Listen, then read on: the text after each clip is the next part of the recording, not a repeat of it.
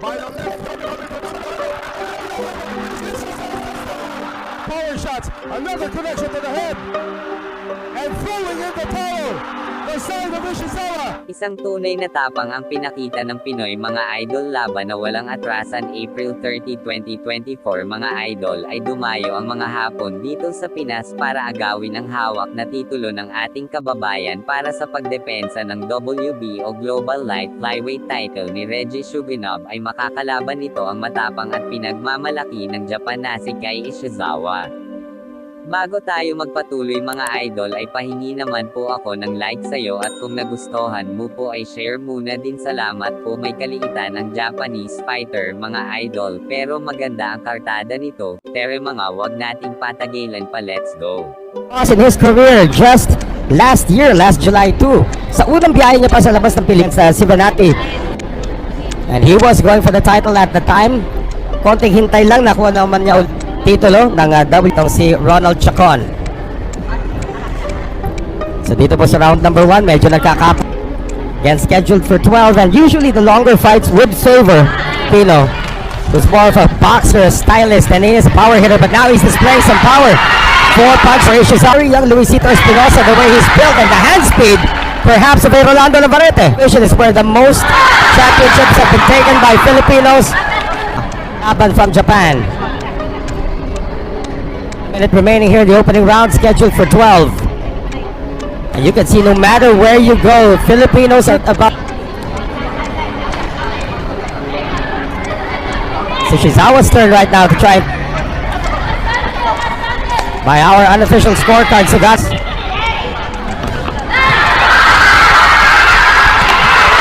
Ishizawa absorbing some punishment. That's a ledge. More shots to the head coming from cigar number 1.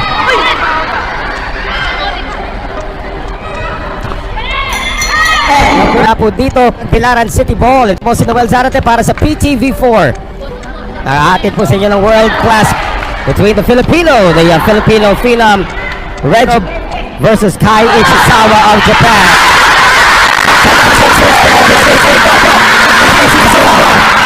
Trying to control the championship here.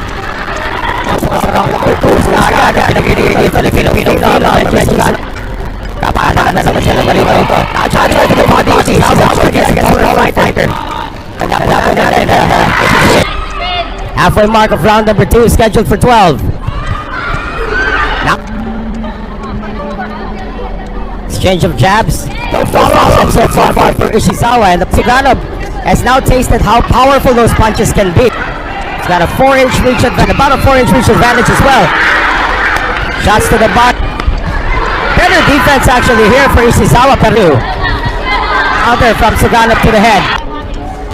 So far the strategy of the Japanese fighters, just plow forward and try to go for the body. Still more body shots being thrown by Ishizawa. Closer. Defending champion, phenom as they call him, Reggie Suganov, so far in our unofficial scorecard, has taken the first. But you look at the records, Ishizawa, of course, out of his 11 wins, 10 wins coming by way of knockout. In his last outing, just last year, in October. So this is for more coming from Ishizawa. Shot to the body once again. Every time magpakawala ng isa. Ito si Suganov. Like that. So far, no consistent headway being gained by Kai Ishizawa around the ring, of course. Judges are Martino Redona, Steve.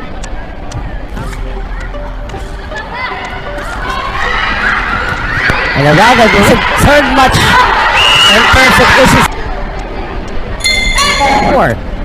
Dito po sa ating W flyweight.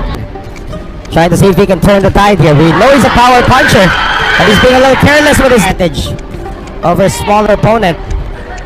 Yung body shots, and Ishizawa's not taking it. 1-2 parried there by Ishizawa. Again, his defense is improved from the first round.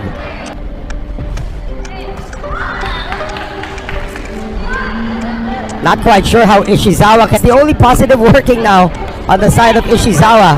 He's not allowing his opponent to move forward. Got his opponents against 40 seconds remaining here.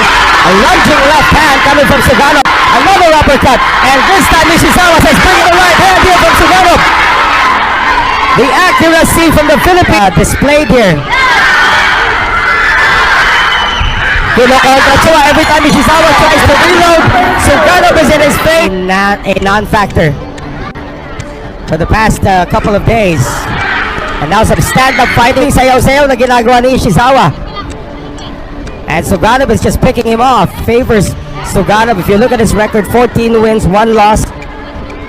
Only 4 wins coming by way of that. It's really out to outpoint you. Distance, puro knockout. Unang 6 panalo. Ito si Kyle Ishizawa. Starting out with this opponent from in 2017. Itong si Bong Sapon. Paglakom. That was actually a first round knockout. Some infighting, and he did have a fight. He won by a TKO against Ronald Chacon. Even the crowd here a little concerned about seeing the presence of blood on the face. Buti na lang, it's not above the eyebrow. Does not impair your vision. But when you see your opponent's white gloves with a little bit of blood, you're already concerned. Ishizawa is actually doing well until that. Oh, Ishizawa had the better of it though. Another jab coming in for the Japanese.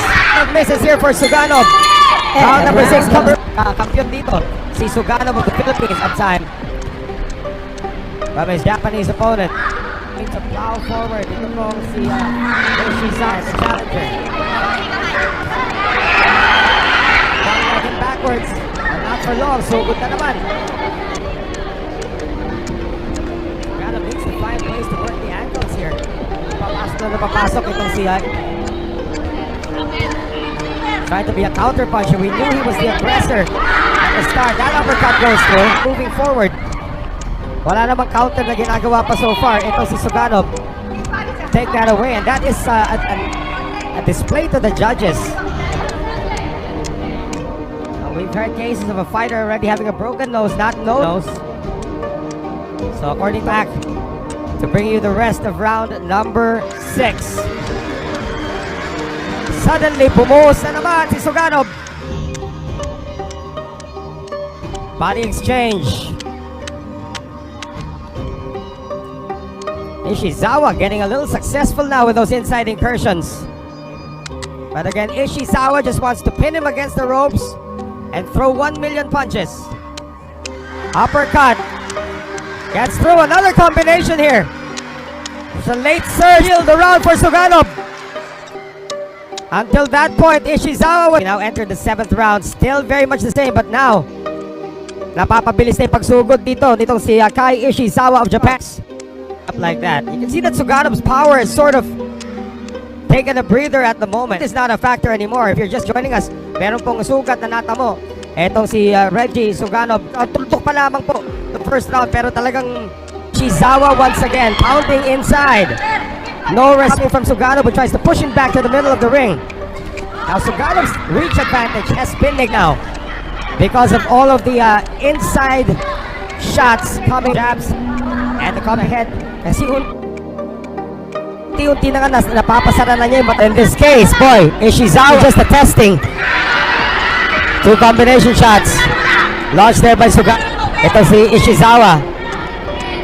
Now Ishizawa has been knocked out. Nauunahan na po. Ano? Again, the reach advantage has been totally negated. Now watch out for the low blows. I'll make that Ishizawa flip the script here. Naging flat-footed na itong si Suganov. He is retreating. Every time he tries to pull off something, Ishizawa is in his face. Another round looming towards the pan. Suganov was so accurate in the first 3 rounds.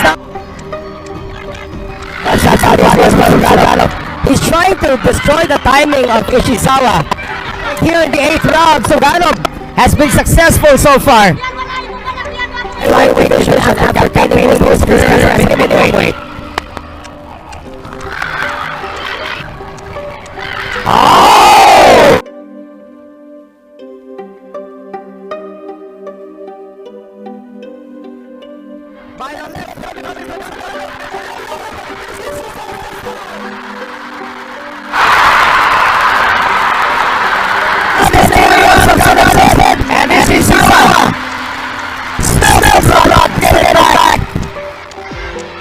Oh, great right coming from Ishizawa. Napatras na si Suganov. The question is, can Ishizawa get the knockdown back?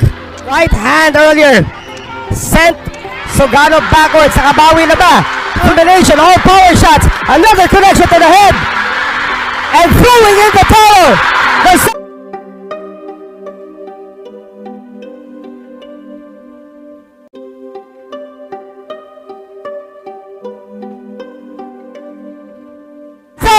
It's over!